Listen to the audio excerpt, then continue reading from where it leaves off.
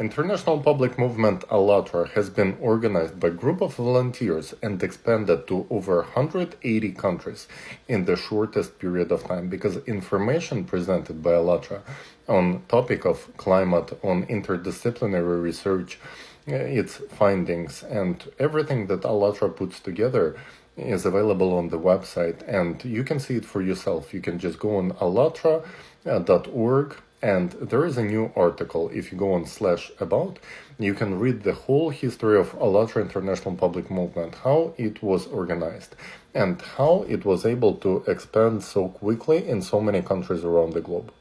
It's especially important since for the past 10 years there has been a coordinated defamation campaign against ALLATRA, and this defamation campaign was organized by RACIRS, the Russian Association of Centers for Religious Studies and Sect Studies. So this organization is in fact a Russian pro-religious organization that operates under blessing of Russian Orthodox Church and purposefully defames different organizations, not necessarily religious, even though it's one of the main tools of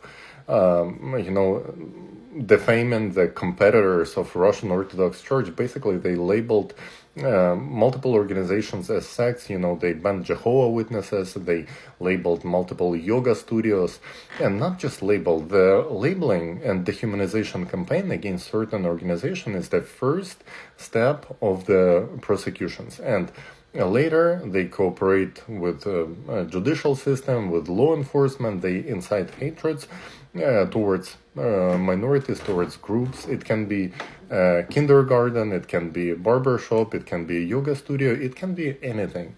You can just find in the report, the annual report of Congress of the US on religious freedoms, how much of a hateful organization this is. And they basically penetrated Russian Orthodox Church, created there a center of so-called apologetic center, and created a network of such centers around the globe. They did it in Ukraine, and basically were sabotaging Ukraine from the inside, because the topic of fighting sects, it's a very convenient topic to actually approach media and recruit agents in the media. Those journalists who would actually take bribes and start smearing individuals, organizations, and even the whole countries. These are the journalists who are willing to cooperate with this organization. They are a great material to become agents of Russian RACIRS intelligence. This has been a very effective tool to demonize certain organizations, incite violence against them, and then you are seeing how Jehovah's Witnesses houses, they have been torched. First of all, people were beaten up, then parents were sent to jail, and their children were sent to orphanages. And not just them, there are multiple organizations. There are dozens, if not hundreds of them, who were smeared and labeled like that. So ALLATRA participants have been facing this defamation in Russia, and eventually it went to the stage of legal prosecutions, and right now many participants are beaten up. Law enforcement breaks into their houses, takes down the doors, takes people away for interrogations, and sends them to jail. Multiple criminal cases have been initiated against absolutely peaceful, law-obeying citizens. And right now, ALLATRA participants are facing this defamation campaign in European country, in Slovakia. In less than 2 weeks, over 240 articles have been organized, paid for, and printed in different outlets. Most of them in Slovakia, but also Poland, Croatia, and so on. And this is an organized campaign. This is a well-orchestrated, well-paid-for campaign.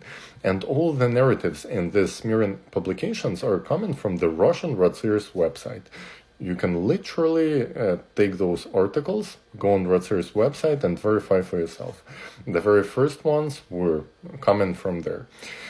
The bigger problem that this network organized in various countries, it wasn't organized to fight ALLATRA or even fight sects, or those who RACIRS, Russian pro-religious organization, smears as so. This is a network of influence, and this is a network of political influence and geopolitical. Because first they label certain organizations, but then they use it against politicians, multiple politicians, political parties, labeling them, demonizing, and so on. And eventually we're seeing acts of violence committed by those who read too much of these articles and have unstable a mind that is very well manipulated by these people, because their manipulative techniques are very strong. And if you have been reading these articles and you feel hatred towards people that you don't even know about, but all you know from about them is from those articles, it means you have been subject to such manipulation as well. That's why I'm highly encouraging all of you to learn. First of all, primary source is the article on allatra.org/about. You can read about ALLATRA International Public Movement and how it has been a subject of this attack, dehumanization campaign, and prosecutions, up to physical prosecutions right now. And then also read yourself about this network of razzirs organized by Alexander Dworkin, who he is, how he was studying in Denmark from the students of people who organized the events in 1920s, 1930s, persecutions in Germany under certain infamous, notorious leaders of that country back then. And you will find out that the ideology of this organization is inhumane, it's anti-democratic, and one of the reasons why they were so eager to destroy ALLATRA, to send participants in Russia where they have all the control to jail, because the message of ALLATRA is a unifying message. The message is basically that climate is our common problem. We have to solve it. All the graphs are showing that there is an issue that can be solved only on international level. So ALLATRA has been a pioneer organization in field of presenting weekly and monthly reports on its YouTube channel until it was banned in Russia. It was the first organization who actually brought up the issue and showed the realistic graphs that everything is progressing much faster climate-wise than projections of those scientists who were saying that we have 150 years ahead of us. Right now it's vivid and it's quite evident that there is an issue, even if we take a look at the issue of earthquakes, of volcanic activity, and its rise even in the past 3 months. I highly recommend to you to learn about it yourself firsthand and do your own research and make your own conclusions. Don't trust the smearing articles. Try to really understand what's going on, because eventually this network that is attacking ALLATRA right now, it's not going after us as a final goal. It's going after people's freedoms, and they want to organize in Europe and the US the same thing they did earlier in Russia, where there are no freedoms, where there is no freedom of speech, no freedom of expression, where people can be sent to jail for simply making a post online or putting a like or retweet. Unfortunately, that's not exaggeration. The very same network of Russian razzirs cooperates with Chinese government in organization of concentration camps for millions of people who are there only for their ethnicity or beliefs. So it's very important to understand that this network has very strong, tentacles in Europe, almost in each European state. France has been cooperating, unfortunately, with this organization, FACRIS, which is one of the branches of Russian razzirs.